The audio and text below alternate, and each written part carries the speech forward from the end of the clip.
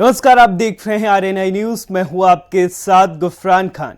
लोकसभा उपचुनाव के लिए भाजपा उम्मीदवार की घोषणा हो जाने के बाद अब ये सवाल उठ रहा है कि केंद्रीय अल्पसंख्यक मामलों के मंत्री मुख्तार अब्बास नकवी का राजनीतिक भविष्य क्या होगा। क्या उन्हें मंत्रिमंडल की जगह कोई दूसरी जिम्मेदारी दी जाएगी।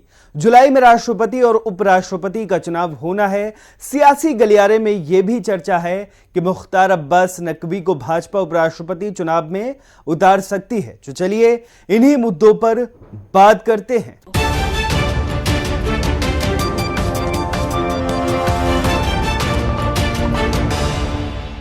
भाजपा ने रामपुर उपचुनाव के लिए घनश्याम लोधी को उम्मीदवार बना दिया है। अभी तक यह माना जा रहा था कि राज्यसभा में टिकट से वंचित रहे केंद्रीय अल्पसंख्यक मामलों के मंत्री मुख्तार अब्बास नकवी को रामपुर के मैदान से उतारा जा सकता है। हालांकि नकवी इस बात से इनकार कर रहे थे। नकवी मान रहे थे कि सिर्फ 1.25 साल बाद लोकसभा के चुनावों की घोषणा हो जाएगी। ऐसे में इतने कम समय के लिए वो मैदान में नहीं उतरना चाहते थे। बता दें कि नकवी इसके पहले 1998 में इस सीट से चुनाव जीत चुके हैं। 50% से ज्यादा मुस्लिम मतदाताओं वाली सीट पर नकवी की सक्रियता लगातार बरकरार रहती है। कभी कांग्रेस की परंपरागत सीट रही रामपुर लोकसभा हाल के वर्षों में आजम खान के प्रभाव के कारण समाजवादी पार्टी के हिस्से में जाती रही है। आजम खान स्वयं इस सीट पर 2019 में चुनाव जीत चुके हैं, तो इससे पहले जयप्रदा समाजवादी पार्टी के टिकट पर 2004 और 2009 में जीत हासिल कर चुकी हैं।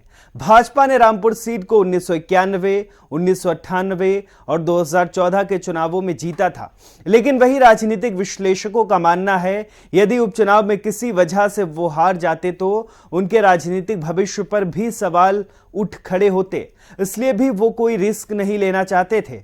अब राज्यसभा के लिए जब उनका कार्यकाल जुलाई में जल्द खत्म हो रहा है, तो उनका आगे की राजनीति का रास्ता क्या होगा। वो फिर किसी भी सदन के सदस्य नहीं होंगे, पर मंत्रिमंडल में 6 माह से ज्यादा नहीं रह सकेंगे। मुख्तार के नजदीकियों के अनुसार पार्टी उन्हें उपराष्ट्रपति चुनाव का प्रत्याशी बना सकती है। इसी तरह भाजपा के अल्पसंख्यक चेहरे के रूप में प्रमोट होंगे।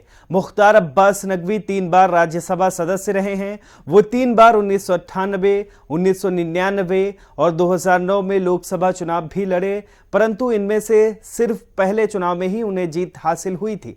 उस समय केंद्र में अटल बिहारी वाजपेयी की सरकार थी। उन्हें जीत का इनाम देते हुए केंद्र में सूचना एवं प्रसारण मंत्री बनाया गया था। मुख्तार अब्बास नकवी को पहली बार जब रामपुर से टिकट दिया गया था, तो उनसे यहां भाजपा के पदाधिकारी भी परिचित नहीं थे, परंतु जब वो चुनाव लड़े और जीते तो यहां से स्थायी रिश्ता कायम हो गया। उन्होंने रामपुर में विकास कार्यों को भी गति दी, साथ ही आजम के क्षेत्र में भाजपा के लिए जगह बनाई। कब शुरू हुआ राजनीतिक सफर, चलिए बात करते हैं। मुख्तार अब्बास नकवी की राजनीतिक सफर की शुरुआत 1975 से हुई थी।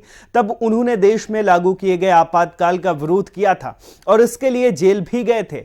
छात्र नेता रहते हुए वो जनता पार्टी के कार्यक्रमों और आंदोलनों में शामिल होते थे।